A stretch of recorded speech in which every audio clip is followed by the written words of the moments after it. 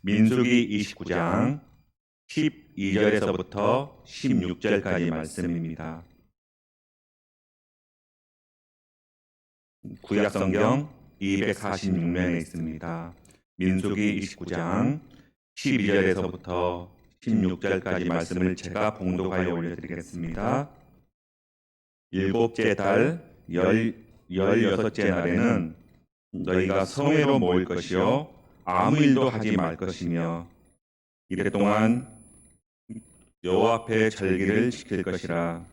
너희 번제로 여호와께 향기로운 화제를 드리되 숫송아지 13마리와 순양 2마리와 1년 된 순양 14마리를 다 흠없는 것으로 드릴 것이며 그 소재로는 고운 가루에 기름을 섞어서 숫송아지 13마리는 각기 10분의 3이요 순양 2마리는 각기 10분의 2요 어린 양 14마리는 각기 10분의 1을 드릴 것이며 상 번제와 그 소제와 그 전제 외에 순염소 1마리를 속죄제로 드릴 것이니라. 아멘.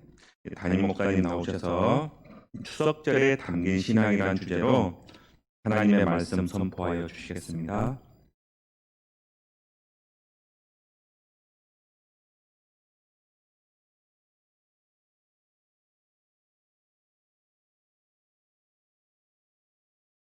기도 한번 드리죠. 두세 사람이 내 이름으로 모인 곳에 함께 하심하고 말씀하신 주님, 오늘도 비록 적은 무리가 모였지만 그 말씀에 의지하고 우리가 모여서 예배하는 귀한 예배를 하나님이 받으시는 줄 믿고 감사합니다. 오늘도 말씀을 전하는 이 종을 붙들어 주시고 또 우리 사랑하는 성도들 제단에 찾아왔사오니 오늘 말씀에 또 새로운 힘을 얻고 또 문제를 해결받는 좋은 시간, 은혜의 시간, 성령 충만한 시간 되게 하옵소서. 예수님 이름으로 기도 올리옵나이다. 아멘.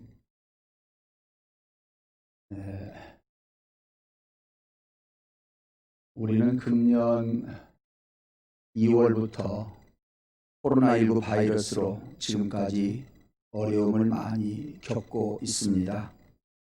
이런 가운데에 어떤 사람이 힘이 안 들겠습니까마는 저는 개인적으로 생각할 때 소상공인들, 자영업자들 그들의 아픔이 많이 크다고 생각을 합니다. 생계의 위협을 느끼는 사람들이기 때문에 안타깝게 느껴지기도 하고요. 그래서 우리나라 경제는 지금 말이 아닙니다. 그런가 하면 교회도 예외일 수는 없습니다.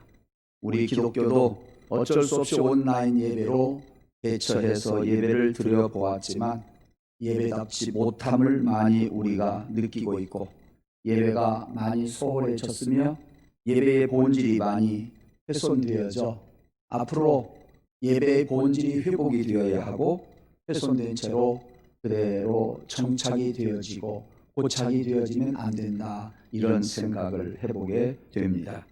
이렇게 내적으로 어려움이 있는가 하면 외적으로는 세상 사람들이 교회를 향해서 많은 질타를 합니다. 엊그제의 이야기는 아니지만 세상이 교회를 염려하는 그런 환경이 되어버리고 말았습니다. 우리 교회가 세상을 염려하면서 세상을 이끌어가야 되는데 그러지 못하고 전도의 문이 많이 막혀 있는 것이 사실입니다. 그런가 하면 폭우가 많이 내렸습니다. 금년에는 우리나라에 참 비도 많이 잦았고 그리고 비가 많이 왔습니다. 그래서 저녁에 수해를 당한 사람들이 참 많았고 지금도 수해가 복구되지 않아서 집에 들어가서 잠도 제대로 못 자는 사람들 많이 있고요. 그 다음에 추석이 이렇게 돌아옴에도 불구하고 가정에서 추석을 보내지 못할 가정들이 많이 있습니다.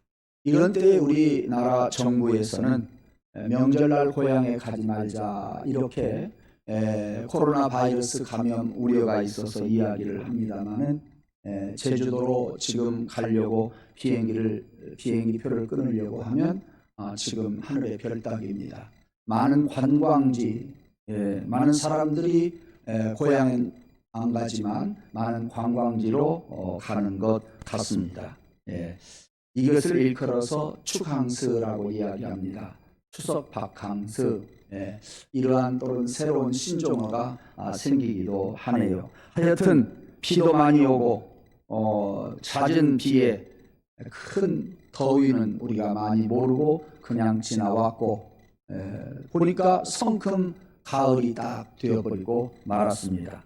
그리고 추석이 이제 내일 모레입니다. 그래서 추석을 맞이하는 우리는 그 의미가 더하다 그런 생각을 해봅니다. 어려움 속에서 추석을 맞기 때문에 그 의미가 우리가 더 새롭다 그런 생각을 해봅니다. 이런 어려움 속에서도 우리 교회 성도들과 가정에 이 코로나 시대 때에 폭우 때에 어려움 없이 지나는 것을 생각할 때 교회의 한 담임 목사로서 하나님 앞에 감사하지 아니할 수 없고 또 이런 악조건 속에서도 기대했던 열매를 지금 우리는 바라보면서 추석을 기다리고 있으니 얼마나 감사한지 모릅니다. 추석을 맞으면서 우리는 어떤 신앙의 자세를 가져야 할 것이고 또 추석 속에 담긴 신앙이 무엇인가 하는 것을 우리가 살펴보면서 함께 은혜를 나누고자 생각을 합니다. 구약 성경은 전부 보면 예수 그리스도께서 오신다고 하는 약속의 말씀이 구약 성경입니다. 어디를 보아도 예수 그리스도의 모습이 안 나타나는 곳이 없습니다. 창세기 3장 15절 말씀을 보면 예수님이 이미 예표되어 있습니다. 그리고 아브라함, 이삭, 야곱을 보아도 거기에 예수님이 가려져 있고 또 노아를 보아도 다윗을 보아도 예수 그리스도가 오실 것을 메시아가 이 땅에 오실 것을 미리미리 말씀해 주고 있습니다. 많은 제사들이 구약 성경에 나타납니다. 그 제사들을 뚫고 들어가 보면 거기가 예수님이 계십니다. 그 모든 제사 들여다보면 거기에 예수 그리스도에게 초점이 모든 제사가 초점이 예수 그리스도에게 맞춰진 것을 볼 수가 있습니다. 레위 23장을 보면 전리장이라고 이야기합니다. 첫째 유월절은 예수 그리스도의 죽음을 미리 가르쳐주고 있고 둘째 무교절은 예수 그리스도의 친교를 말해주고 있고 세 번째 초실절은 예수 그리스도의 부활을 가르쳐주고 있고 나팔절은 예수 그리스도가 성도를 부르는 그러한 소리가 들려지고 있고 속죄절은 예수 그리스도께서 우리를 위하여서 십자가에 달려 죽으시고 우리 죄를 사하실 것을 미리미리 가르쳐주고 있습니다. 마지막으로 초막절은 우리 성도들의 추수를 말하고 있습니다. 초막절은 추수를 말하고 있다 그 말인데 우리나라 추석 명절을 이 절기 중에서 어디하고 딱 맞느냐 하면 초막절하고 맞습니다. 즉 추석은 초막절이다 이렇게 이야기를 해도 맞는 이야기입니다. 초막은 어떤 집일까요? 예수님께서 베드로와 야고보와 요한 세 제자를 데리고 산에 올라가십니다. 올라가셨는데 이 세 제자들이 보는 앞에서 예수님의 얼굴이 그야말로 해같이 빛났습니다. 예수님의 옷이 빛같이 휘어졌습니다. 그래서 베드로는 예수님을 바로 바라볼 수가 없었습니다. 그러더니 조금 있다가 또 모세가 그리고 엘리야가 예수님 곁에 나타나더니 예수님과 모세와 엘리야가 서로 대화하는 장면을 베드로가 보게 되었습니다. 이것을 본 베드로가 이야기합니다. 주여, 우리가 여기 있는 것이 참 좋겠습니다. 주께서 만일 원하신다고 한다면 제가 여기다가 초막 셋을 지어서 하나는 예수님께, 하나는 모세에게, 하나는 엘리야에게 드리도록 하겠습니다. 이렇게 베드로가 예수님에게 이야기합니다. 왜 베드로는 궁궐 정도 지어놓고 예수님을 모시려고 하지 않았을까요? 큰 저택을 지어놓고서 예수님과 모세와 엘리야를 모시려고 했더라면 얼마나 좋았겠어요. 왜 하필이면 초막이냐는 이야기입니다. 아시는 것처럼 초막이라고 하는 것은 풀초자입니다. 그야말로 풀로 얼기설기 뭐라고 그럴까요? 얽혀가지고 만들어진 원두막과 같은 것이 초막입니다. 그리고 초막을 만든 다음에는 거기에다가 또 풀을 갖다가 걸어놓고 또 과일을 갖다가 걸어놓고, 이것이 초막이에요.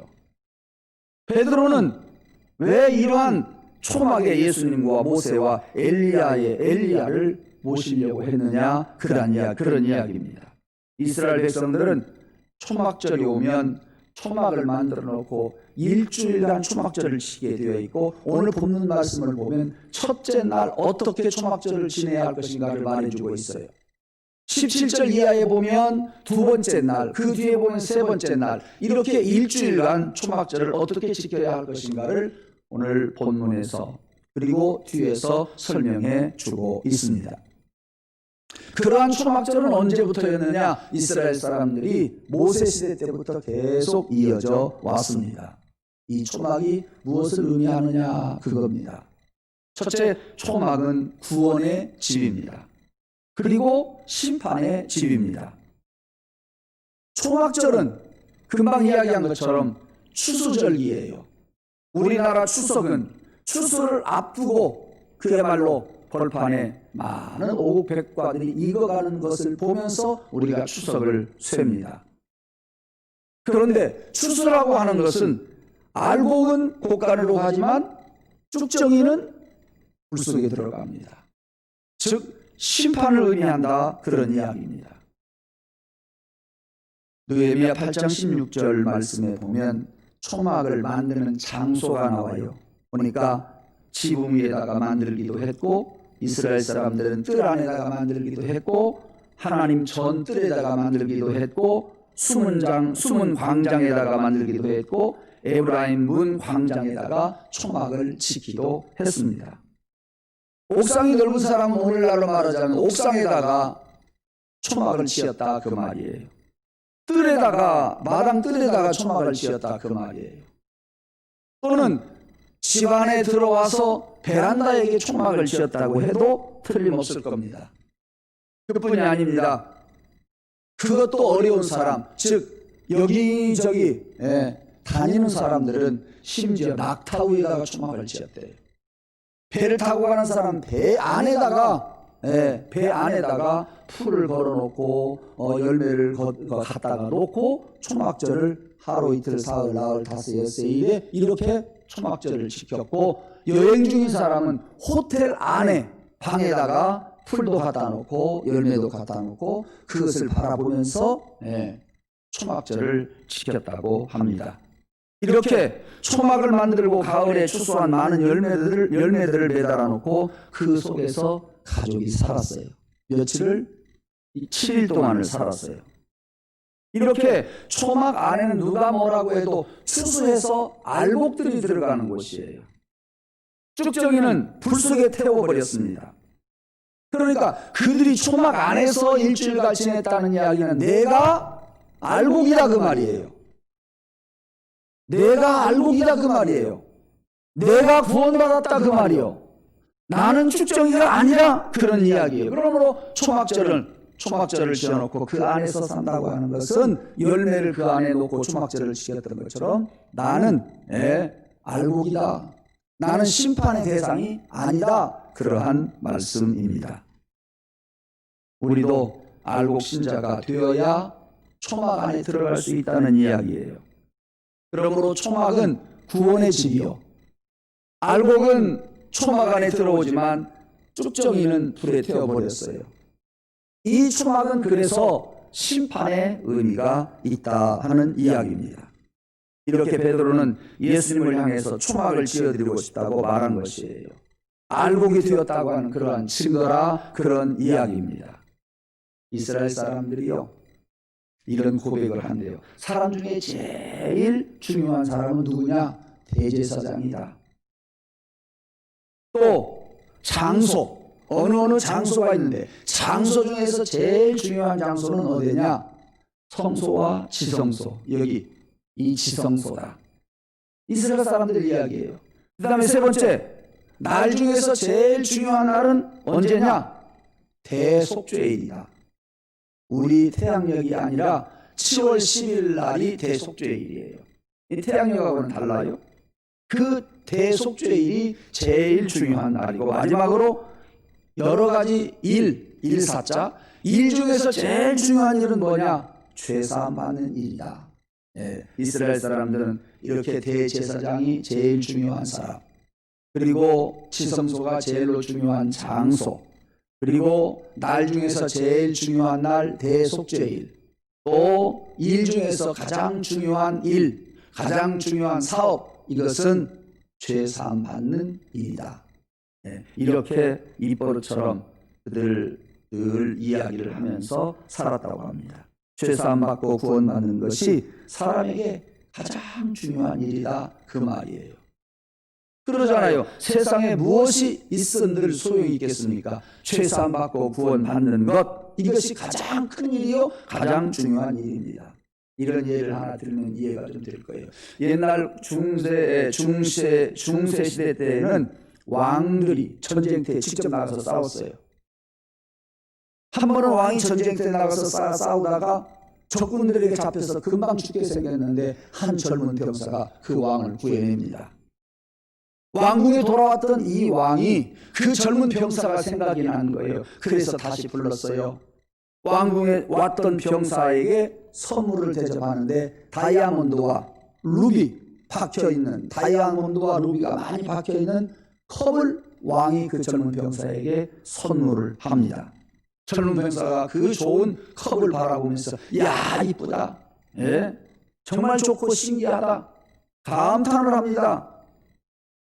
그 이야기를 옆에서 들었던 왕이 이 젊은이에게 또 이야기를 해요. 그래, 너에게는 큰 상이 된다. 너에게는 그것이 고귀한 것이다. 그러나 나에게는 그것이 그렇게 고귀하지 않다. 너에게는 아주 과분한 상이라고 생각할지 모르지만 내가 볼 때는 그거 별거 아니다. 이렇게 왕이 병사에게 이야기를 했습니다. 구원의 선물, 누가 뭐라고 해도 일 중에서 가장 중요한 것은 구원의 일인데, 구원받는 일인데, 이 구원의 선물은 우리에게 최고의 선물인 겁니다. 하나님께서 나를 구원해 주신 것을 우리가 감사하는 만큼 우리는 신앙의 자리에 들어가서 그 신앙의 깊은 자리에서 신앙을 지키면서 우리는 살아갈 수가 있습니다.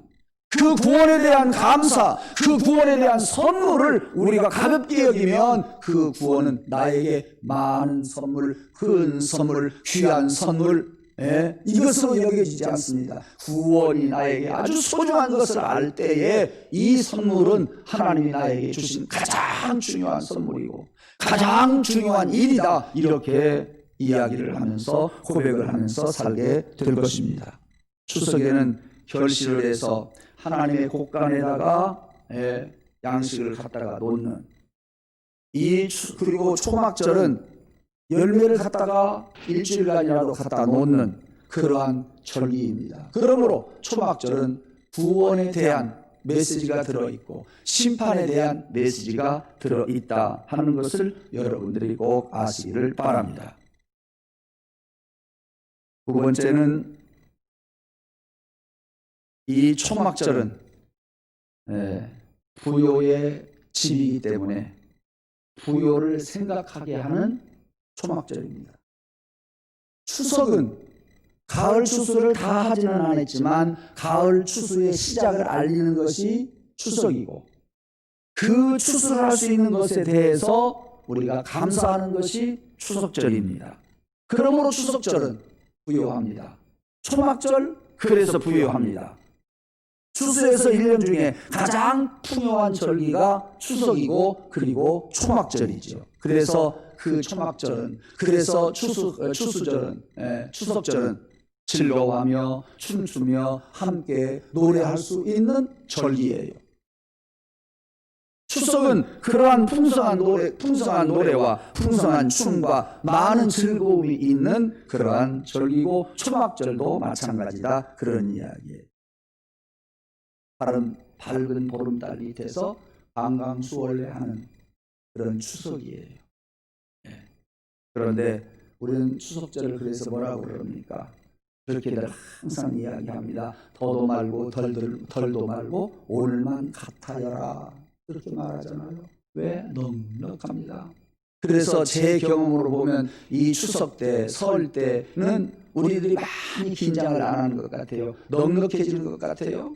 예, 가족들 간에도 넉넉하고 또 형제들 간에도 넉넉하고 이웃들 간에도 넉넉하고 그렇게들 명절을 보내는 것 같습니다. 추석절은 이와 같이 모든 것이 다 넉넉한 때다. 부요 속에서 즐거움을 누리는 때인데 어떤 사람에게는 이 추석절이 그러지 못해요. 그렇기 때문에 없는 사람, 가난한 사람들은 차라리 추석절이 없으면 좋겠다. 이렇게 생각하는 사람도 없지 않아 있습니다. 그래서 이 코로나 시대 때 추석은요, 많은 사람들 다른 때보다도 더 이런 이야기를 할 거예요. 달달 무슨 달 쟁반같이 둥근 달, 그런 노래가 있잖아요. 내가 오전에도 계속 그 이야기를 했습니다만 이 코로나 시대 때는 달달 무슨 달, 통장같이 텅 빈 달. 통장같이 텅 빈 달. 없는 사람은요, 차라리 추석이 안 돌아왔으면 좋겠어요. 저도 추석이나 설날이 안 돌아왔으면 좋겠다는 생각이 드는 때가 있어요. 그때가 언제냐 하면 주일날 추석이고 주일날 설날은 차라리 안 돌아왔으면 좋겠다. 우리 정부에서 주일날 설날이고 주일날 추석 때는 고향에 가지 말고 교회 가서 예배 보시오, 그렇게 이야기 좀 했으면 좋겠어요. 지금까지는 교회에 코로나 감염이 될까봐 많은 단속을 했는데 제가 대통령이 된다고 한다면 추석날이 주일날이면 고향 가지 말고 어디 가라? 교회나 가라. 설날이 주일날이면 고향 가지 말고 어디 가라? 교회나 가라. 내가 국무총리 시켜서 그렇게 이야기하고 싶어요. 없는 사람은 텅 빈 통장 같지만 있는 사람은 넉넉한, 그야말로 우리의 마음이 넉넉한 그런 때가 바로 추석입니다. 그러니까 초막에서 첫 번째 인상은 부요를 느끼는 거예요. 부요를 깨닫는 거예요. 1년 동안 농사지어서 열매를 주렁주렁 달아놓고 그것을 보기만 해도 기분 좋은 것이 이 초막절이에요. 추석이에요. 그렇기 때문에 초막절 바로 앞에 있는 아까 말씀을 드린 대속죄일이 있어요. 해양력이 아니에요. 7월 10일 대속죄일 7월 10일 닷새 지나고 나면 7월 15일 초막절이 시작이 됩니다. 그래서 일주일간 초막절을 보내게 되지요. 대속죄일은 어찌 보면 우리들이 수견하고 죄사함 받기 위해서 우리들이 경건하게 보내고 어쩌면 기쁨이기보다는 기도하면서 보낼 그러한 속죄일이라고 한다면 닷새 후에 초막절은 기뻐하고 즐거워하면서 보내는 그러한 절기가 초막절입니다.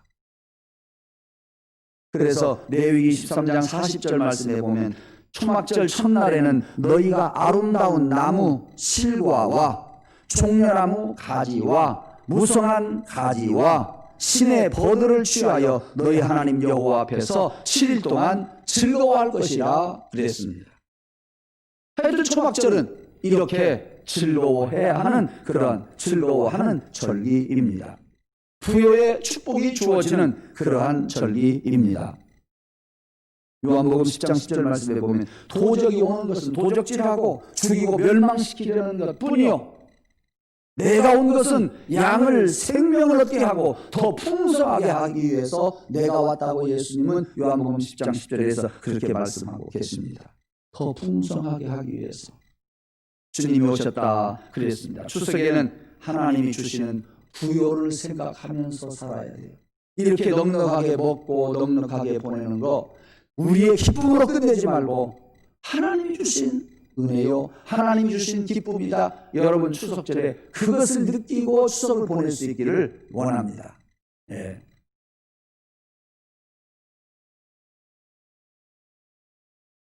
불교 사찰의 절에 가보면은요, 그 절마다 건물이 3개가 있어요. 가운데에는 대웅전이 있어요. 그리고 명부전이 있고요. 삼성각이 있어요. 대웅전이 항상 큽니다. 어디나 대웅전이 커요. 대웅전은 어떤 곳이냐? 부타에게 우리로 말하자면 예배 드리는 곳. 부타에게 제사를 지내고 부타에게 공을 드리는 곳이 가운데 있는 큰 대웅전이에요. 거기에서 그 일을 합니다. 두 번째, 명부전은 어떠한 일을 하는 곳이냐? 죽은 사람에 대한 제사를 드리는 곳이 명부전이에요. 그 또 하나 삼성각이 있습니다. 삼성각은 복을 비는 장소예요. 그러니까 불교인들이 불자들이라고 그러죠. 불자들이 절에 가면 제일 많이 찾는 곳이 어디일까요? 대웅전일까요? 명부전일까요? 아니면 삼성각일까요? 복을 비는 장소인 삼성각에 사람들이 제일 많이 모여듭니다. 그 절에 가게 되면 많은 사람들이 삼성각에 제일 많이 가요. 거기가 인기가 제일 좋아요. 왜요? 복 주는 곳이라고 믿기 때문에 그래요. 그래서 이 삼성각 안에 들어와 가지고 사람들은 장사 잘 되게 해주세요. 우리 자식들 잘 되게 해주세요. 예? 오래오래 살게 해주세요. 평안케 해주세요. 이렇게 복을 삼성각에서 비는 거예요. 그래서 가장 붐빕니다. 그런데 재미있는 것은 원래 불교는 삼성각이 없어요. 예, 설교 준비하다 보니까 삼성각은 불교에 원래는 없었어요. 우리나라 토속 종교 속에서 삼성각이 있었어요. 그런데 불교에서 그것을 갖다가 자기들 것으로 만들어 버렸어요. 그렇게도 되나? 그렇게도 되나? 하여튼 오랜 동안 그렇게 하다가 보니까 이 삼성각은 불교의 것이 되어버리고 말았고, 그리고 사찰을 짓게 되면 이 삼성각을 짓게 됩니다.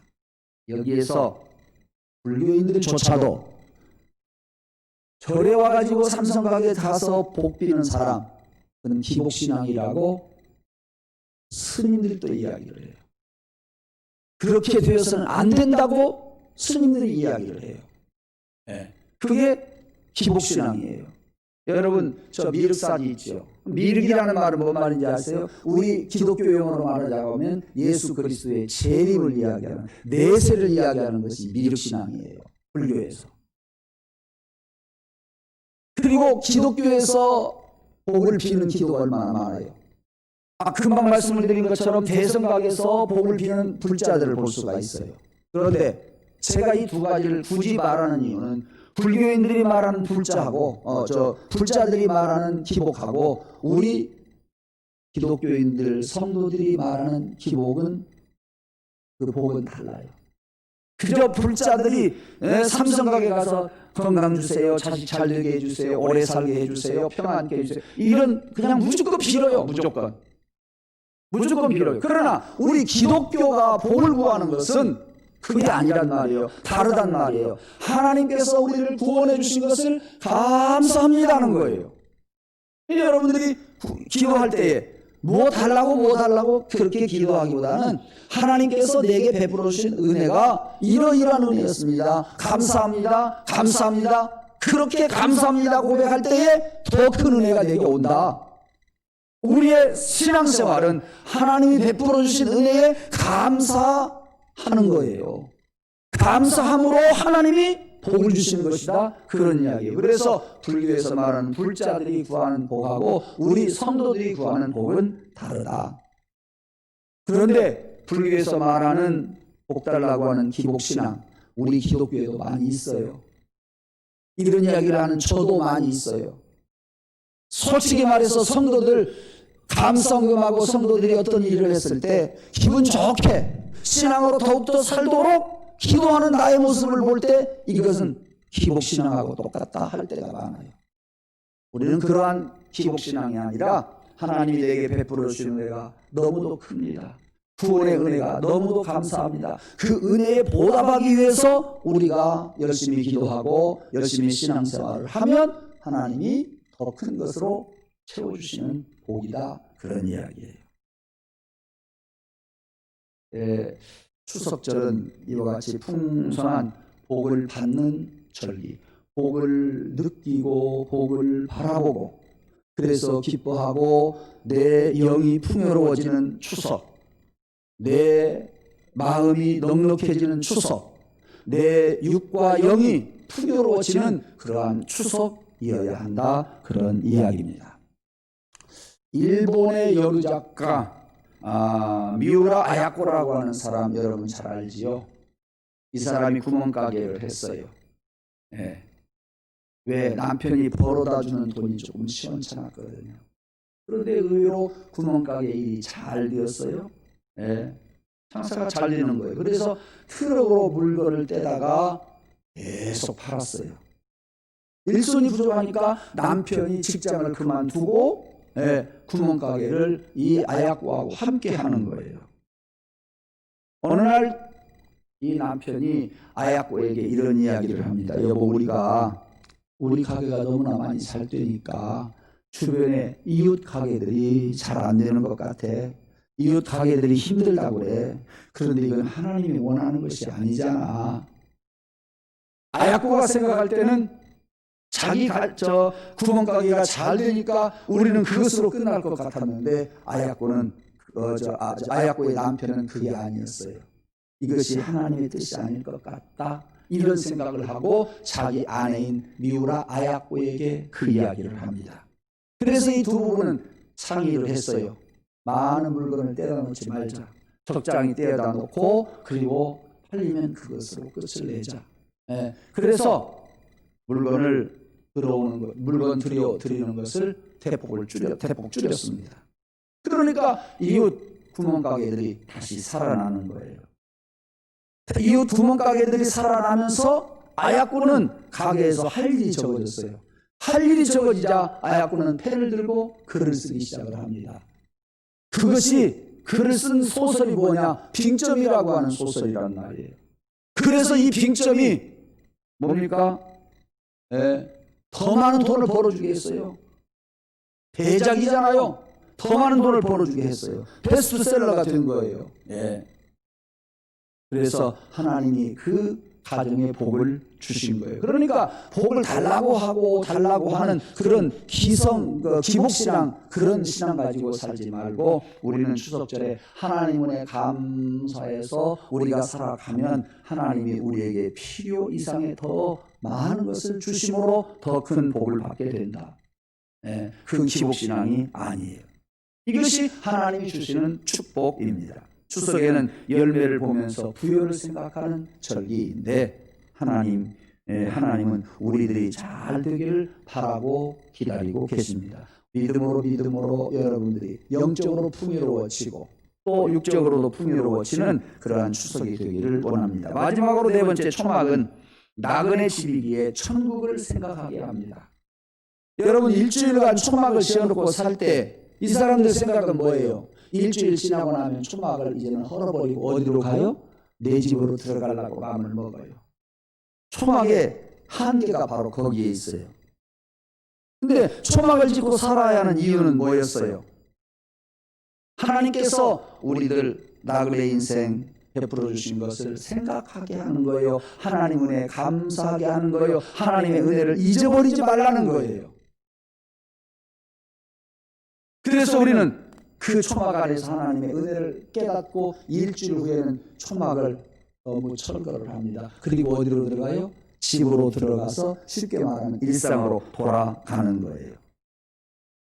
사랑하는 성도 여러분, 이 추석절에 우리가 하나 깨달아야 할 것은 우리가 사는 이 땅에서의 집은 우리가 영원히 살 집이 아니다.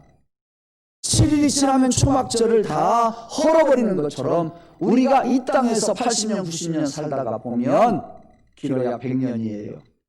우리 인생의 장막집은 무너집니다. 그리고 우리의 영이 어디로 갑니까? 우리의 본향 하늘나라로 갑니다.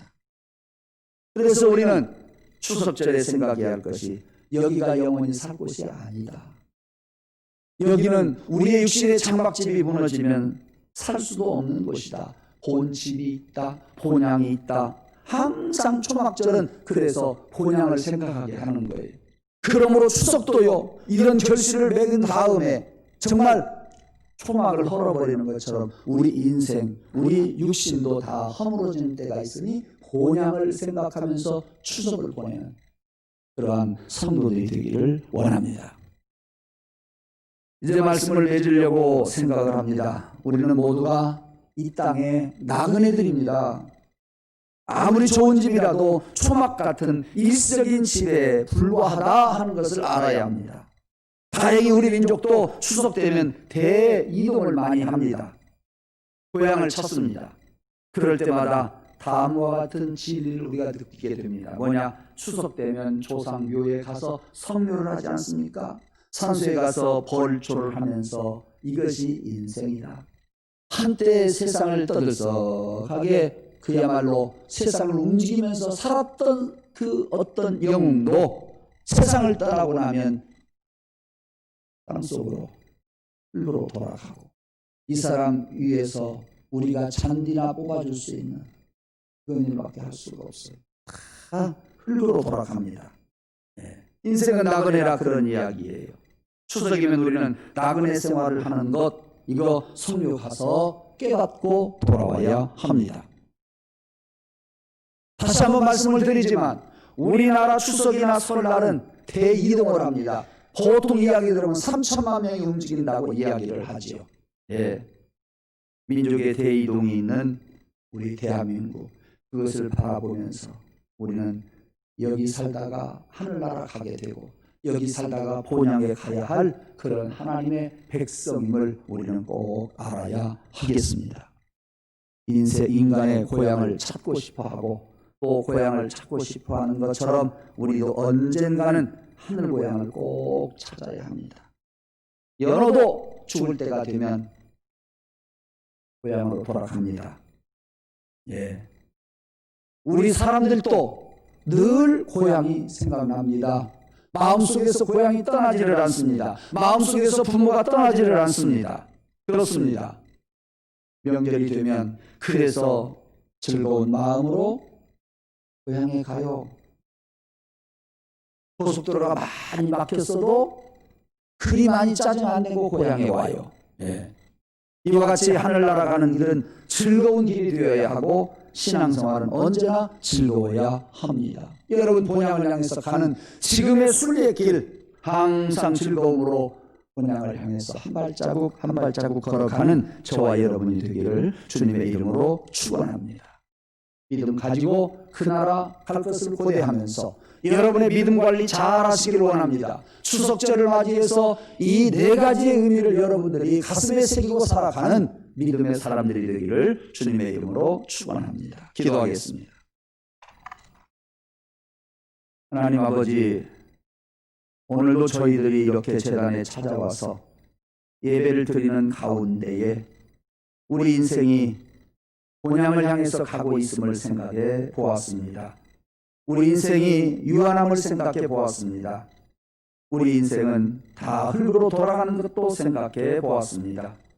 그러나 예수 안에서 우리가 구원받고 또 예수 그리스도 안에서 우리가 넉넉히 기쁘고 즐겁게 살아가야 할 것을 생각해 보았습니다. 하나님, 이런 추석절을 맞이해서 우리의 신앙을 다시 한번 뒤돌아보고 신앙의 자리로 돌아가게 하시고 또 영원한 나라 그 본향을 향해서 갈 수 있는 우리 모두가 되게 하여 주옵소서. 가다가 나고자가 한 사람도 생기지 않도록 성령님 역사하여 주시옵소서. 우리의 가는 길에 주께서 늘 동행해 주시고 힘 주시고 영으로 살아갈 수 있도록 하나님 영의 영을 더하여 주시기를 비옵고 원하오며 이 모든 말씀을 우리 구주 예수님의 이름으로 간절히 기도하옵나이다.